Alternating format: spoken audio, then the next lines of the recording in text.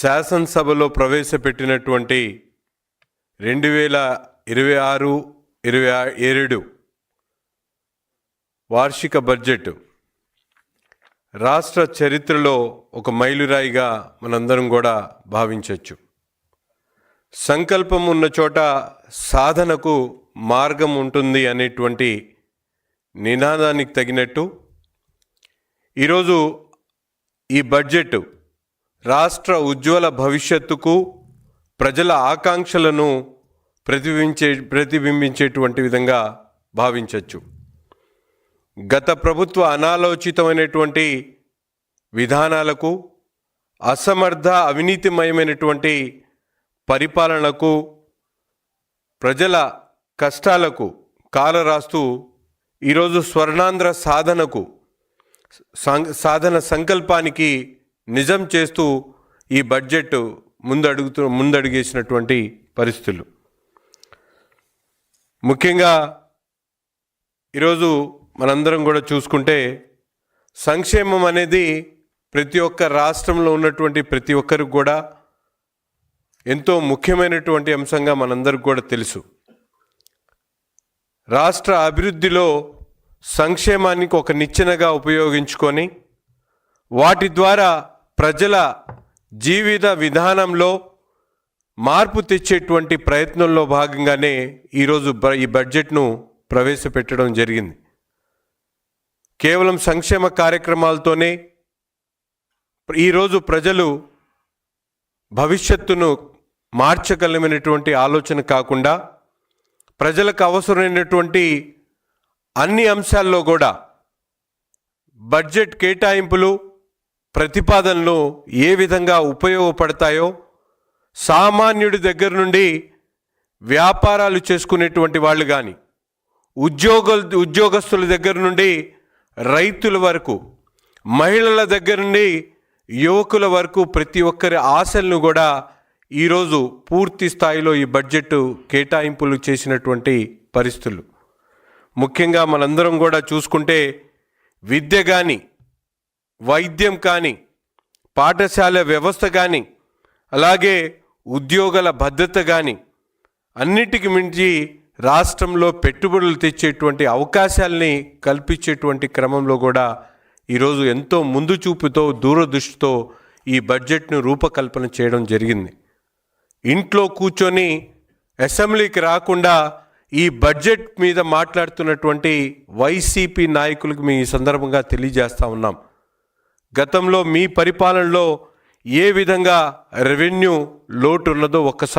మీరందరూ కూడా ఒక్కసారి ప్రజలకు చెప్పాల్సినటువంటి అవసరం ఉంది. మూలధన వ్యయాన్ని ఎంతవరకు ఖర్చు చేశారో ఒక్కసారి మీరు గతంలో ఉన్నటువంటి మీ లెక్కల్ని ప్రజలకు బహిర్గతం చేసి చూపించాల్సినటువంటి అవసరం ఉంది.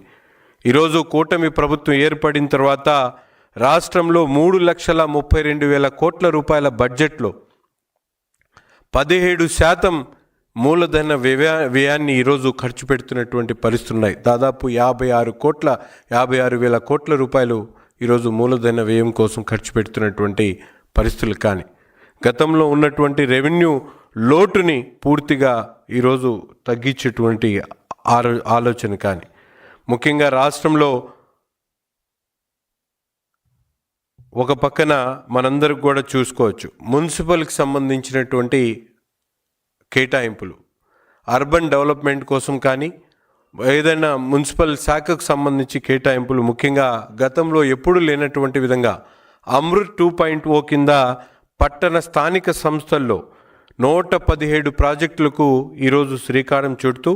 దాదాపు 400 కోట్ల రూపాయలు కేటాయింపులు చేసేటువంటి కార్యక్రమం కానీ, అలాగే 506 ప్రాజెక్టులు కేంద్ర ప్రభుత్వ సహాయంతో కానీ, అలాగే అర్బన్ ఇన్ఫ్రాస్ట్రక్చర్ డెవలప్మెంట్ బ్యాంక్ సహకారంతో కానీ, ఏఐబి సహకారంతో కానీ దాదాపు ఈరోజు అనేక కార్పొరేషన్లకు మహర్దశ పెట్టేటువంటి కార్యక్రమం కానీ ఈరోజు. అంతేకాకుండా గతంలో అన్నా క్యాంటీన్లు కూడా మూసివేసినటువంటి పరిస్థితులు ఉంటే ఈరోజు మన ప్రభుత్వం, ఈ కూటమి ప్రభుత్వం ఏర్పడిన తర్వాత ఉన్నటువంటి 204 అన్నా క్యాంటీన్లే కాకుండా రాష్ట్రంలో ఏ పేదవాడికి కూడా ఆకలి తీర్చకుండా ఉండకూడదనేటువంటి ఆలోచనతో ఈరోజు 275 అన్నా క్యాంటీన్లు పెంచేటువంటి కార్యక్రమం కానీ, ఎన్టీఆర్ నగర్స్ పేరుతో 25 లక్షల మందికి ఇళ్ల పట్టాలు కానీ ఇళ్ళు కేటాయించేటువంటి కార్యక్రమం కానీ, అంతేకాకుండా ముఖ్యంగా మనందరం కూడా తీసుకుంటే పాఠశాల విద్యకు సంబంధించి కేటాయింపులు చేయడం కాకుండా ప్రతి ఒక్క పిల్లవాడి కూడా చదువుకోవాలనేటువంటి ఆలోచనతో ఇంట్లో ఉన్నటువంటి ప్రతి పేదవాడికి ప్రతి పిల్లవాడికి కూడా 15,000 ఇచ్చేటువంటి తల్లికి వందనం కార్యక్రమానికి 9,668 కోట్లు కేటాయించేటువంటి కార్యక్రమం కానీ, ముఖ్యంగా ఈరోజు నైపుణ్యం ద్వారానే ఉద్యోగ కల్పన జరుగుతుందనేటువంటి ఆలోచన ఉన్నటువంటి ప్రభుత్వం స్కిల్ డెవలప్మెంట్ కోసం 1,232 కోట్ల రూపాయల కేటాయింపులు కానీ, యువత అలాగే క్రీడల కోసం దాదాపు 438 కోట్ల కేటాయింపుల దగ్గర నుండి అనేక విషయాల్లో గతంలో లంచాలు కానీ, వనరుల దోపిడీ కానీ, దూరదృష్టి లేనటువంటి పరిపాలన వల్ల నష్టపోయినటువంటి ఈ రాష్ట్రంలో పెట్టుబడులు పెట్టడానికి వచ్చేటువంటి పరిస్థితి లేకపోతే ఈరోజు స్పీడ్ ఆఫ్ డూయింగ్ బిజినెస్ పేరుతో వేల కోట్ల రూపాయల పెట్టుబడులను ఆకర్షించేటువంటి క్రమంలో దాదాపు ఇప్పటికే 13 లక్షల కోట్ల రూపాయల పెట్టుబడులు, గూగుల్ లాంటి పెద్ద పెద్ద సంస్థలు దేశంలో వచ్చేటువంటి పెట్టుబడుల్లో 25% పెట్టుబడులు మన ఆంధ్ర రాష్ట్రంలో పెట్టేటువంటి విధంగా ఈరోజు వ్యాపారాల కోసం అవకాశం కల్పిస్తూ ఉద్యోగ కల్పన కోసం అనేక రకాలుగా ఈరోజు ఈ బడ్జెట్లో కోట్ల రూపాయలు కేటాయించినటువంటి పరిస్థితులు కానీ, రహదారులు మన చరిత్రకు చిహ్నంగా ఉన్నటువంటి రహదారులు ఈరోజు గత ప్రభుత్వంలో గత వైసీపీ పరిపాలనలో ఒక్క గుంత కూడా పూడ్చలేనటువంటి ఒక తట్ట మట్టి కూడా వెళ్ళినటువంటి పరిస్థితులు ఉంటే గత సంవత్సరంలో 800 కోట్లు కేటాయించినటువంటి ఈ రహదారులకు ఈరోజు దాదాపు మన ప్రభుత్వంలో రాబోయేటువంటి సంవత్సరంలో దాదాపు రహదారుల కోసం 6,039 కిలోమీటర్లు ఏర్పాటు చేసేటువంటి కార్యక్రమాన్ని ప్రారంభిస్తూ 2,499 కోట్ల కేటాయింపు చేయడం జరిగింది. అంతేకాకుండా ముఖ్యంగా ఈరోజు మనందరం కూడా చూసుకుంటే రాష్ట్రంలో న్యాయ వ్యవస్థను మరింత బలోపేతం చేసేటువంటి విధంగా రాష్ట్రంలో న్యాయ వ్యవస్థ కోసం దాదాపు 100 కోట్ల రూపాయల కేటాయింపు చేస్తూ ఈరోజు కోర్టులు దాదాపు 349 కోట్ల రూపాయలు కేటాయిస్తూ 100 కొత్త కోర్టు భవనాలను ఏర్పాటు చేసేటువంటి కార్యక్రమం కానీ, అగ్నిమాపక సేవలు ఏదైతే గతంలో పూర్తిగా నిర్లక్ష్యానికి గురైనటువంటి అగ్నిమాపక సేవల కోసం కొత్త 17 కేంద్రాలను ఏర్పాటు చేసి వాటి కోసం కూడా ఈరోజు కేటాయింపులు చేసినటువంటి పరిస్థితులు కానీ, గత ప్రభుత్వంలో మనందరం కూడా చూసాం అధిక వడ్డీలకు తీసుకొని వచ్చి రాష్ట్రంలో ఉన్నటువంటి కోట్ల రూపాయల ఆదాయాన్ని పూర్తిగా వడ్డీల రూపేణ ఈ గత ప్రభుత్వం పూర్తిగా ఇచ్చేసినటువంటి పరిస్థితులు 12.3% వడ్డీకి రుణాలు తీసుకొని వచ్చి రాష్ట్ర ఆదాయాన్ని పూర్తిగా గుల్లా చేసినటువంటి పరిస్థితులు ఉంటే ఈరోజు వాటిని డెత్ స్వాపింగ్ పేరుతో దాదాపు 1 వాటన్ని కూడా తగ్గించేటువంటి కార్యక్రమం కేవలం 1,658 కోట్ల రూపాయల ఈరోజు రాష్ట్ర ఆదాయాన్ని మిగిల్చినటువంటి పరిస్థితులు కానీ, పెండింగ్లో ఉన్నటువంటి బకాయిలు అనేక డిపార్ట్మెంట్స్లో బకాయి పెట్టినటువంటి 24,811 కోట్ల రూపాయలను ఈ ప్రభుత్వం పూర్తిగా క్లియర్ చేసినటువంటి పరిస్థితులు కానీ, అంతేకాకుండా కేంద్ర ప్రభుత్వం ఇచ్చినటువంటి నిధులను పూర్తిగా దుర్వినియోగం చేస్తూ దాదాపు 163 కేంద్ర పథకాలను పూర్తిగా నిర్వీర్యం చేసినటువంటి పరిస్థితులు ఉంటే ఈరోజు కేంద్ర ప్రభుత్వ సహాయ సహకారాలు తీసుకోవడానికి దాదాపు 18,701 కోట్ల రూపాయలు ఈరోజు రాష్ట్ర బడ్జెట్లో నుంచి కేంద్ర ప్రభుత్వ గత ప్రభుత్వం చేసినటువంటి నిర్వాకానికి కట్టి మరొకసారి 85 పథకాలని ఈరోజు మనం తీసుకుని వచ్చినటువంటి కార్యక్రమాలు కానీ, అంతేకాకుండా ప్రధానమంత్రి ఈరోజు మైనారిటీల సంక్షేమం గురించి మేమందరం కూడా ఎంతో గొప్పగా చెప్పుకోవాల్సినటువంటి అవసరం ఉంది. గత ప్రభుత్వంలో పోయిన సంవత్సరం మనం కేటాయించినటువంటి 5,434 కోట్ల నుంచి ఈసారి ఈ ప్రభుత్వంలో మైనారిటీ సంక్షేమానికి మరింత పెద్దపీట వేస్తూ 6,090 కోట్ల రూపాయలు కేటాయించడమే కాకుండా హజ్కి వెళ్ళేటువంటి ప్రభుత్వ హజ్ యాత్రకి వెళ్ళేటువంటి ప్రతి ఒక్క హాజీ కూడా ₹1,00,000 ఇచ్చేటువంటి కార్యక్రమం దగ్గర నుండి ముఖ్యంగా ప్రధానమంత్రి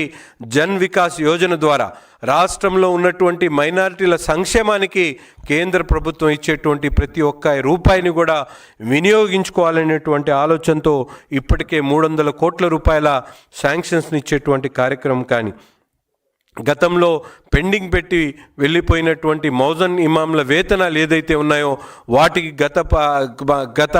సంవత్సరంలో 180 కోట్లు ఇవ్వడమే కాకుండా రాబోయేటువంటి సంవత్సర కాలంలో 90 కోట్ల రూపాయల బడ్జెట్ను పెట్టేటువంటి ఈరోజు ప్రతిపాదనలు పెట్టుకోవడం కానీ, ముఖ్యంగా మరొక అతి ముఖ్యమైనటువంటి అంశం మైనారిటీల పిల్లలకు ఉన్నత విద్య అందించాలనేటువంటి ఆలోచనతో ఏదైతే భవిష్యత్తుకు సంబంధించి వారి జీవిత స్థితిగతులను మార్చాలనేటువంటి ఆలోచనతో ఈరోజు కాంపిటేటివ్ ఎగ్జామ్స్లో ప్రిపేర్ అయ్యేటువంటి ప్రతి ఒక్క మైనారిటీ స్టూడెంట్కి కూడా అవసరమైనటువంటి కోచింగ్ ఇప్పించడానికి 3.97 కోట్ల రూపాయల కేటాయింపులు కానీ, అలాగే ఉర్దూకి ఒక సెకండరీ లాంగ్వేజ్ హోదా ఇచ్చి మర్చిపోయినటువంటి గత పాలకులైతే ఈరోజు ఉర్దూని పూర్తి స్థాయిలో అభివృద్ధి చేయాలి, ఉర్దూ పాఠశాలని అభివృద్ధి చేయాలి, ఉర్దూలో చదువుకుంటున్నటువంటి పిల్లలకు ఉద్యోగ కల్పాలను చేయించాలనేటువంటి ఆలోచనతో ఉర్దూకు సంబంధించి 7.83 కోట్ల రూపాయలు కేటాయించేటువంటి కార్యక్రమం కానీ, అంతేకాకుండా రాష్ట్రంలో ఉన్నటువంటి మైనారిటీలు ఆలోచిస్తున్నటువంటి ఉర్దూ ఘర్ కానీ, ఉర్దూ లైబ్రరీస్ కానీ వాటికి సంబంధించి 2.85 కోట్ల రూపాయలు కేటాయించేటువంటి కార్యక్రమం కానీ, ఈ విధంగా అనేక సంక్షేమ కార్యక్రమాల్లో మైనారిటీలకు పెద్దపీట వేస్తూ ఒక పక్కన తల్లికి వందనం కేటాయింపులు జరిగిన దాంట్లో ఇప్పటికే 15% మైనారిటీలకు కేటాయిస్తున్నటువంటి కార్యక్రమం కానీ, అది సామాజిక పెన్షన్స్లో మైనారిటీలకు పెద్దపీట వేసేటువంటి కార్యక్రమం కానీ, క్రిస్టియన్ మైనారిటీలకు సంబంధించినటువంటి ఆర్థిక భరోసా కల్పించేటువంటి కార్యక్రమాని కోసం 20 కోట్లు కేటాయించడం కానీ,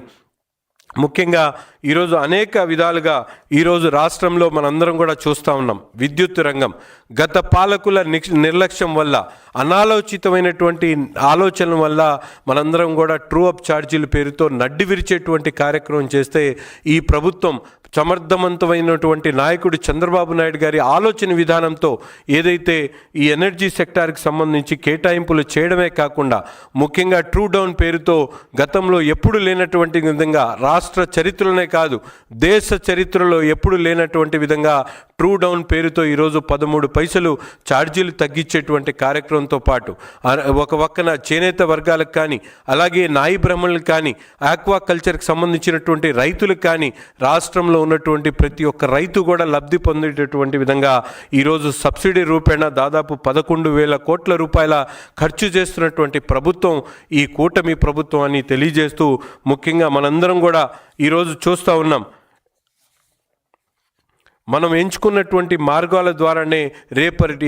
రేపటి భవిష్యత్తు నిర్ణయించగలుగుతాం అనేటువంటి ఆలోచనతో ఈ ప్రభుత్వం ఈరోజు అనేక విధాలుగా ప్రభుత్వం రాష్ట్ర అభివృద్ధి కోసం, ముఖ్యంగా రాష్ట్రంలో ఉన్నటువంటి అమరావతి ప్రాంతం రాష్ట్ర రాజధానిగా ముందుకు సాగేటువంటి విధంగా దాదాపు 56,000 కోట్ల రూపాయల పనులకు 56,000 కోట్ల రూపాయలతో ఈరోజు దాదాపు 96 పనులకు శ్రీకారం చుట్టి రాష్ట్ర రాజధాని ఇంటర్నేషనల్ స్థాయికి ఈ రాజధానిని పెంపొందించేటువంటి విధంగా కానీ, పోలవరం అనేటువంటి ఒక సంజీవని ఈరోజు పూర్తిగా నిర్మించేటువంటి దిశగా ఈరోజు ప్రభుత్వం ముందుకు సాగుతూ ఉంది. అభివృద్ధి ఒక ఆలోచన, సంక్షేమం ఒక కార్యక్రమంగా ఈరోజు రాష్ట్రంలో ఉన్నటువంటి ప్రతి ఒక్క పేదవాడి కూడా ఈరోజు సంతోషంగా ఉండేటువంటి విధంగా ఈ రాష్ట్ర బడ్జెట్ సంకల్పం ముందుకు సాగుతుందని చెప్పి ఈ సందర్భంగా తెలియజేస్తా ఉన్నా.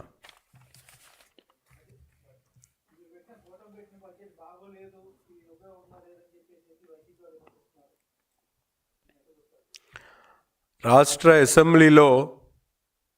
బడ్జెట్ ప్రకటన జరుగుతూ ఉంటే అసెంబ్లీకి రాకుండా కేవలం మైకులు పెట్టుకొని తమకు సంబంధించినటువంటి మీడియా ముందు వైసీపీ మాట్లాడడం చాలా విడ్డూరంగా ఉంది. ఎందుకంటే మనందరం కూడా చూసాం గతంలో వీళ్ళు ఏ విధమైనటువంటి ఆలోచనతో పనిచేశారో. వనరుల దోపిడీ దగ్గర నుండి కాంట్రాక్టులకు ఇచ్చేటువంటి నిధులు, వాళ్ళకి ఇచ్చేటువంటి డబ్బుల దగ్గర నుండి ప్రతి ఒక్కటి కూడా మైనారిటీల సంక్షేమం కోసం ఆనాడు వాళ్ళు చెప్పినటువంటి వాగ్దానం ఏదైతే ముఖ్యంగా తల్లికి మౌజన్ ఇమాంకి ఇవ్వాల్సినటువంటి డబ్బులు కూడా పెండింగ్ పెట్టెళ్తే ఈ ప్రభుత్వంలో వాటిని పూర్తిగా కూటమి ప్రభుత్వం ఏర్పడిన తర్వాత 90 కోట్లు ఇచ్చి వాళ్ళని ఆదుకున్నటువంటి పరిస్థితులు కానీ ఇవన్నీ కూడా ఈ గత ప్రభుత్వంలో జగన్మోహన్ రెడ్డి గారి అనాలోచిత విధానాలతో రాష్ట్రం రెవెన్యూ లోటు ఏ విధంగా ఉందో మనందరం కూడా చూసాం. అలాగే పెట్టుబడి మూలధన వ్యయం ఏ విధంగా చేశారో కేవలం 7% మాత్రమే మూలధన వ్యయంని ఖర్చు పెట్టినటువంటి పరిస్థితులు ఉన్నాయి. ఈరోజు ఈ కూటమి ప్రభుత్వం ఏర్పడినటువంటి 20 నెలల కాలంలోనే ఈరోజు 17% మూలధన వ్యయాన్ని ఖర్చు పెడుతూ రాష్ట్రంలో రోడ్లు కానీ అలాగే స్కూల్ బిల్డింగ్స్ కానీ అనేక విధాలుగా అభివృద్ధి కార్యక్రమాలు చేస్తున్నటువంటి పరిస్థితులు ఒక్కసారి మనందరం కూడా ఆలోచించుకోవాలి.